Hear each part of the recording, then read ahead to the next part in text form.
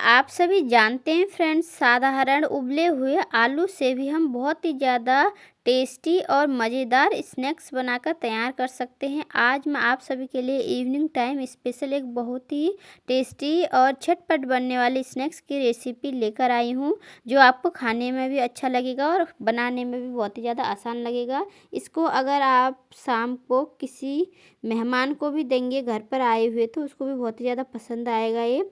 तो आप इसको एक बार ट्राई करके ज़रूर देखें। बहुत ही कम मेहनत में झटपट बनकर ये तैयार हो जाता है फ्रेंड्स। उस खाने में बहुत ही ज़्यादा लाजवाब लगता है। तो आप इसको एक बार बनाकर ज़रूर देखें। और फ्रेंड्स, बने रहें मेरी इस वीडियो में लास्ट तक। मैं आपको यहाँ पर स्टेप बाय स्टेप सारी जो इसकी रेसिपी है शेयर करूँगी। तो चलिए शुरू करते हैं बिना देरी किए आज की इस वीडियो को। तो एक बार फिर से स्वागत है आप सभी का मेरे चैनल कुक विद नीरू में।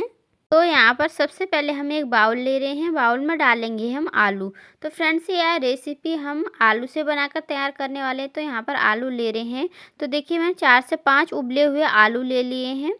फ्रेंड्स, ये जो आलू लिए हैं मैंने लाल वाले आलू लिए हैं, जो कि बहुत ही ज़्यादा अच्छे लगते हैं खाने में और टेस्टी भी होते हैं। इसलिए आप इसका कलर देख रहे होंगे, एकदम सफ़ेद नहीं है, हल्का ब्राउन है। इनका जो कलर है ऐसा ही रहता है, लेकिन खाने में बहुत ही ज़्यादा टेस्टी लगते हैं। तो फ्रेंड्स, आप यहाँ पर कोई सा भी आलू ले सकते हैं।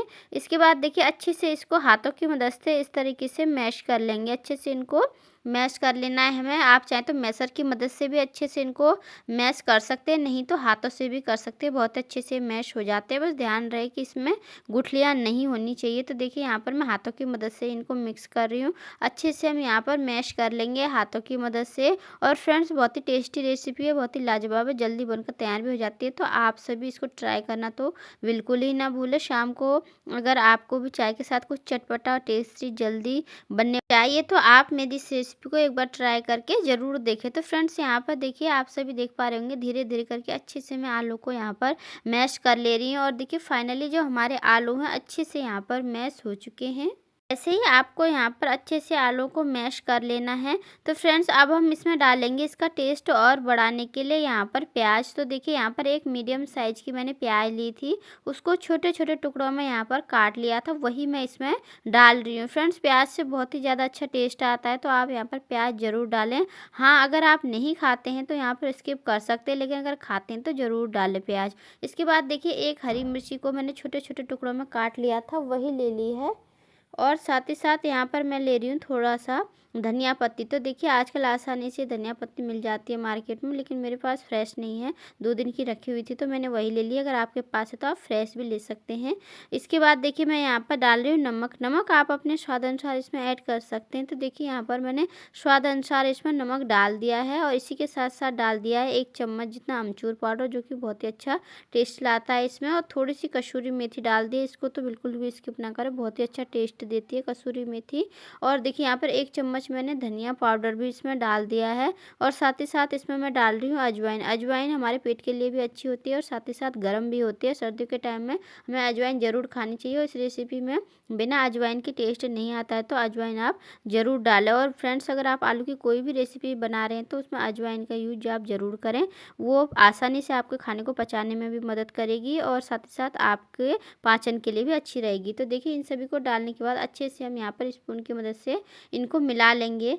तो इनको फ्रेंड्स आप अच्छे से मिला सकते हैं इस तरीके से, नहीं तो आप यहाँ पर मैशर से इन सभी को अच्छे से मैश कर सकते हैं। और देखिए, यहाँ पर स्पून से मैं मिला रही थी, लेकिन अच्छे से नहीं मिल पा रहे थे, तो मैंने हाथों की मदद से ही इनको अच्छे से यहाँ पर मैश कर लिया है। और आप देख रहे होंगे, मैंने कोई फालतू मसाले इसमें नहीं डाले हैं। बहुत ही सिंपल तरीके से हम स्नैक्स बनाकर तैयार करने वाले। अगर बच्चे खा सकते हैं और मिर्ची खा लेते हैं, तो आप यहाँ पर उनको भी ये खिला सकते हैं। अगर बच्चों के लिए ही बना रहे हैं तो यहाँ पर मिर्ची को स्किप भी कर सकते हैं, बच्चे भी बहुत ही ज़्यादा पसंद करेंगे इसको। तो देखिए, इस तरीके से हमें यहाँ पर डो जैसा आलू को बना लेना है। आप देख पा रहे होंगे, ये मतलब थोड़ा चिपचिप हो रखा है आलू का जो डो है, क्योंकि फ्रेंड्स, जो हमने लाल वाले आलू लिए थे वो चिपचिप ही होते हैं, थोड़े गीले रहते हैं, इसलिए यहाँ पर ऐसा हो रहा है। अब मैंने एक कटोरी ले ली है। एक कटोरी में हम यहाँ पर डालेंगे बेसन। तो देखिए, यहाँ पर 2 से 3 चम्मच मैं डाल दूँगी बेसन। फ्रेंड्स यहाँ पर मैं बेसन ले रही हूँ। आप चाहें तो चावल का आटा या फिर जो कॉर्नफ्लावर होता है वो भी ले सकते हैं। यहाँ पर बेसन में कोटिंग के लिए ले रही हूँ।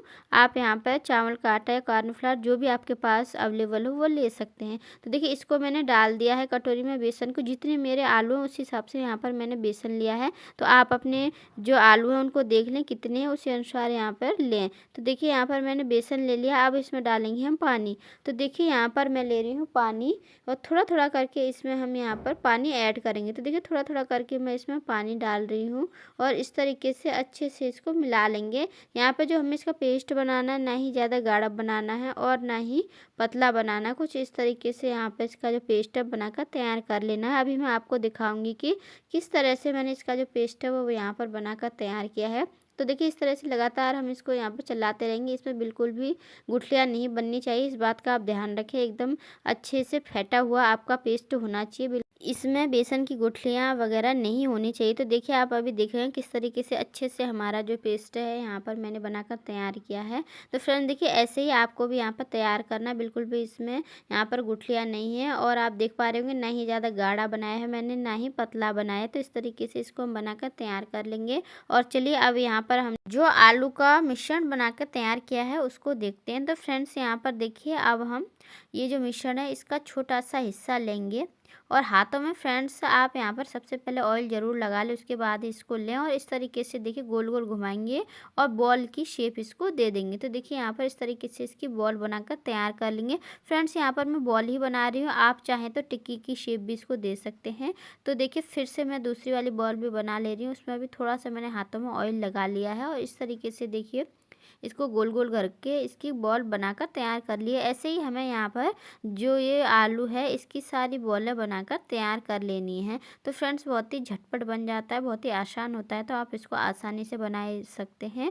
जो बिगिनर्स हैं उनके लिए भी बेस्ट है, वो आराम से इसको सीख सकते हैं बनाना।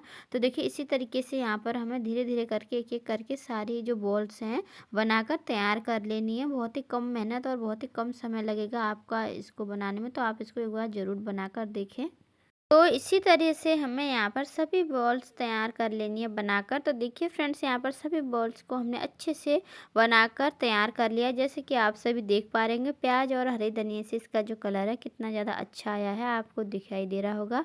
अब देखिए फ्रेंड्स यहाँ पर हमने जो बेसन का पेस्ट बनाया था उसमें इस तरीके से बॉल को डुबोएंगे और इसको फ्राई कर लेंगे। तो इस तरीके से हमें कोटिंग कर लेनी है अच्छे से सभी बॉल्स की यहाँ पर बेसन में डालकर। तो फ्रेंड्स अभी मैं आपको दिखाती हूँ दूसरी तरफ कि मैंने ऑयल भी गर्म होने के लिए रख दिया था और ऑयल भी अच्छे से यहाँ पर मेरा गर्म हो चुका है। तो ऐसे ही बेसन में कोटिंग करके इन सभी बॉल को एक एक करके हम यहाँ पर ऑयल में डाल देंगे।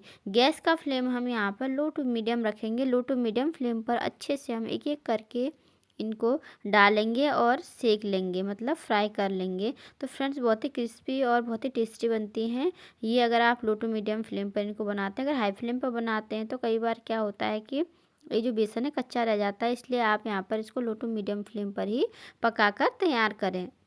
तो यहाँ पर देखिए एक बार में जितनी बॉल्स हमारे यहाँ पर पैन में आई थी मैंने उतनी डाल दी और बाकी की मैं फिर से यहाँ पर फ्राई करूँगी। तो यहाँ पर देखिए इनको हम अच्छे से फ्राई होने देते हैं। अभी मैं आपको दिखाती हूँ कि आपको कैसे पता करना है कि ये पकी हैं कि नहीं। तो फ्रेंड्स इसके लिए यहाँ पर आप इसका कलर देखिए गोल्डन ब्राउन इसका कलर हो जाएगा अच्छे से, तो आप इसको निकाल दें। और वैसे भी अभी मैं आपको यहाँ पर दिखाऊंगी किस तरीके से आपको इसको फ्राई करना है। आपको सिर्फ वैसे ही फ्राई करना है। अगर आप इसको ज़्यादा फ्राई करेंगे तो जल जाएगी, कम फ्राई करेंगे तो क्रिस्पी नहीं बन पाएगी। इसलिए अभी मैं आपको बताऊंगी किस तरह से आपको इनको फ्राई करना है। तो फ्रेंड्स देखिए कुछ इस तरह से इसका जो कलर है एक साइड आ जाएगा तो हमें इसको पलट देना है। तो एक साइड आप देख पा रहे होंगे अच्छा से इसका कलर आ चुका है गोल्डन ब्राउन कलर का, तो मैंने इसको पलट दिया है। दूसरी साइड भी सेम इसी तरीके से हम यहाँ पर इसको फ्राई कर लेंगे। तो आप देख पा रहे हैं कि कितना ज़्यादा अच्छा लग रहे हैं देखने में और साथ ही साथ खाने में भी फ्रेंड्स बहुत ही ज़्यादा अच्छे लगते हैं। आप इनको चाय के साथ या फिर चटनी के साथ खा सकते हैं। तो फ्रेंड्स यहाँ पर देखिए दूसरी साइड भी मैं आपको पलट के दिखा रही हूँ, अच्छे से ये पक चुके हैं, फ्राई हो चुके हैं। तो अब हमें इनको निकाल लेना है। तो यहाँ पर देखिए इनको मैं निकाल ले रही हूँ और जो हमारी दूसरी वाली बॉल्स बची थी बाकी उनको भी एक-एक करके हम ऑयल में डाल के सेम उसी तरीके से यहाँ पर फ्राई करके तैयार कर लेंगे, जैसे कि हमने पहली वाली बॉल्स यहाँ पर बनाकर तैयार की थी। और फ्रेंड्स, अगर आपका ऑयल ज़्यादा गर्म हो जाता है तो आप गैस को लो कर दें। लो फ्लेम पर अगर आप इसको पकाएंगे तो दूसरी बार में जो ऑयल है उसका टेम्परेचर एकदम सही आ जाता है। तो देखिए इस तरीके से हम इस अच्छे से इनको भी पकने देंगे और जब ये पक जाएंगे सेम उसी तरीके से तो इनको भी हम यहाँ पर निकाल लेंगे। तो फ्रेंड्स, यहाँ पर मैं आपको दिखाती हूँ कि ये सभी अच्छे से पक चुके हैं। तो चलिए यहाँ पर इनको भी मैं निकाल ले रही हूँ और देखिए एक प्लेट ले ली है मैंने और एक-एक करके इन सभी को हम यहाँ पर प्लेट में लगा लेंगे। आप देख पा रहे होंगे कि देखने में अच्छे लग रहे हैं फ्रेंड्स, खाने में भी बहुत ही ज़्यादा अच्छे हुए थे। तो आप इसको बनाकर देख सकते हैं एक बार। तो एक-एक करके देखिए इस तरीके से हम इसको प्लेट में लगा लेंगे। और फ्रेंड्स, आपको इसका जो टेस्ट है कुछ-कुछ यहाँ पर ब्रेड पकौड़ों के जैसा लगे, क्योंकि इसमें जो बेसन है उससे हल्का-सा उनके जैसा टेस्ट आता है, तो आप इसको एंजॉय कर सकते हैं। अभी विंटर का सीज़न है तो आप इस समय इनको बनाकर खा सकते हैं, बहुत ही ज़्यादा अच्छे लगते हैं। तो इनको देखिए मैं सर्व करने वाली हूँ सॉस के साथ। यहाँ पे जो केचप होता है मैंने वो ले लिया, उसके साथ मैं इसको सर्व करना चाहती हूँ। आप चाहें तो यहाँ पर चटनी या फिर चाय जिसके साथ भी खाना चाहें खा सकते हैं, लेकिन चाय के साथ तो सबसे बेस्ट रहते हैं फ्रेंड्स। मैंने चाय भी बनाई है, बन रही है साइड में, अभी बनी नहीं है अच्छे से तो इसलिए मैं आपको दिखा नहीं पाई। तब तक सॉस ही दिखा दे रही हूँ। मेरा बेटा खा ले रहा था इसको, उसको भी पसंद आ रहे थे। तो देखिए फ्रेंड्स, इस तरीके से हमारी जो है स्नैक्स की रेसिपी है बनकर रेडी हो जाएगी। इवनिंग स्पेशल ये रेसिपी आप सभी भी एक बार बनाकर ज़रूर देखें। और आप सभी को मेरी ये रेसिपी कैसी लगी ये भी मुझे कमेंट करके ज़रूर बताएं। थोड़ी सी भी मेरी ये रेसिपी अगर आपको अच्छी लगी तो प्लीज़ फ्रेंड्स मेरी इस वीडियो को लाइक ज़रूर करें और चैनल पर नए हो तो चैनल को भी आप सब्सक्राइब करके ज़रूर जाएं। इससे आप सभी को फ्रेंड्स बहुत ही ज़्यादा आसान तरीके से यहाँ पर नई नई रेसिपी देखने को मिलेंगी। Thanks for watching friends, take care, bye bye.